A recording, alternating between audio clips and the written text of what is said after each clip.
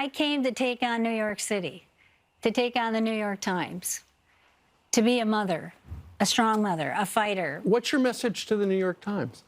I would say I don't think the way you operate it feels almost criminal when reporters call you and threaten you. I don't think a lot of people know that's the way they operate. And they are in it for the commission, for the money, and they don't care who they hurt.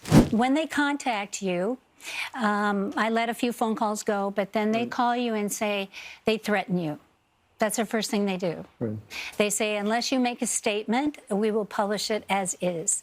And I think that's a despicable way to treat anyone. How much is the commission per story? Is that part of your salary or like a tip? It's $1 million for every word, actually. It's very high. That's not how it works at all. Anybody that works in journalism will tell you the vast majority of people, especially the folks in print, are not in it for the money. It's not happening like that. It also sounds like what happened there is she got a request for comment. I mean, am I wrong? That's exactly what it sounds like. It sounds like she ignored a bunch of calls, right? And so eventually you have to publish the information, right? Especially when you're talking about a nominee for Department of Defense, what could impact whether or not he gets confirmed. It sounds like the reporters called her a bunch. They finally answered and they said, ma'am, we're going to have to publish it if you don't release a statement. It's not a tit for tat. It's like, we are going to publish it. So if you would like to get your side out, which is part of our job to let people be heard and to provide that information to folks, it sounds very normal. Nothing says badass Secretary of Defense like calling in mommy. You know what? I would call my mom in too. She's badass. Listen, man, I got in trouble at school once and the teacher called my mom on a weekend and I was like listening from the top of the stairs and all of a sudden my mom just started lighting this teacher up on my behalf and I was like, holy shit. Exactly what I want.